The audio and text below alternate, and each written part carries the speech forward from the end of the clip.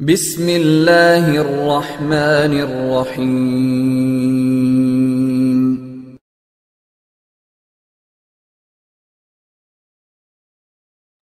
আসসালামু আলাইকুম রহমতুল্লাহি ওয়া বারাকাতুহু। এক ভাই প্রশ্ন করেছেন যে দলবদ্ধ মোনাজাত করা ফরজ সালাতের পরে দলবদ্ধ মোনাজাত করা জায়েজ কিনা, আর যদি জায়েজ না হয় তাহলে একাকী হাত তুলে দোয়া করা যাবে কি যাবে না।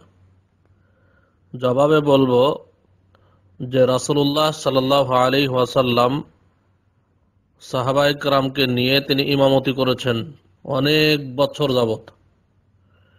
সেই রাসূলুল্লাহ সাল্লাল্লাহু আলাইহি ওয়াসাল্লাম ফরজ সালাতের সালাম ফেরানোর পরে তিনি দোয়া করেছেন আর তার সাথে সকলে আমিন আমিন বলেছে। দলবদ্ধ মোনাজাত রাসূল সাল্লাল্লাহু আলাইহি ওয়াসাল্লাম করেননি।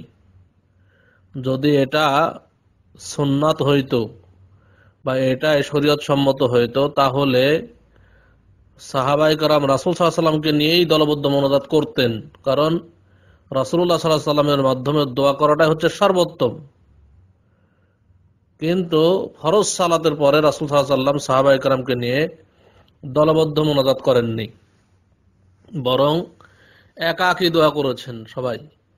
এবং রাসূলুল্লাহ সাল্লাল্লাহু আলাইহি ওয়াসাল্লাম যে দোয়াগুলো শিক্ষা দিয়েছেন ফরজ সালাতের পরে করার জন্য এবং তিনি নিজে যেগুলো পড়েছেন তা যদি আমরা করি তাহলে একটা মিনিটের মোটামুটি 10টা মিনিট সময় লেগে যায়, 10 মিনিট সময় লাগে।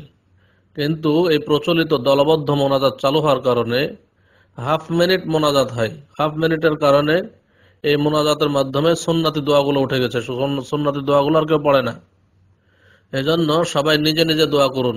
মোনাজাত অবশ্যই করতে হবে, মোনাজাত করবে না এ কথা নয়। মোনাজাত অবশ্যই, মোনাজাত দোয়া অবশ্যই মানুষ করবে আল্লাহর কাছে, কিন্তু রাসূলুল্লাহ সাল্লাল্লাহু আলাইহি ওয়াসাল্লাম বলছেন আদ-দুআউ হুয়াল ইবাদা, দোয়া হচ্ছে ইবাদত। আর যখনই কোনো ইবাদত করবেন তখনই রাসূলুল্লাহ সাল্লাল্লাহু আলাইহি ওয়াসাল্লাম যে পদ্ধতিতে ইবাদত করেছেন সেই পদ্ধতিতে করতে হবে। দোয়া যেহেতু ইবাদত, ফরজ সালাতের পরে রাসূলুল্লাহ সাল্লাল্লাহু আলাইহি ওয়াসাল্লাম যে পদ্ধতিতে দোয়া করেছেন এবং দোয়া করতে শিক্ষা দিয়েছেন সাহাবায়ে কেরামকে, ঠিক সেই পদ্ধতিতে দোয়া করতে হবে, অর্থাৎ একাকী দোয়া করতে হবে। রাসূল সাল্লাল্লাহু আলাইহি ওয়াসাল্লাম সাহাবায়ে কেরাম সবাই একাকী দোয়া করেছেন।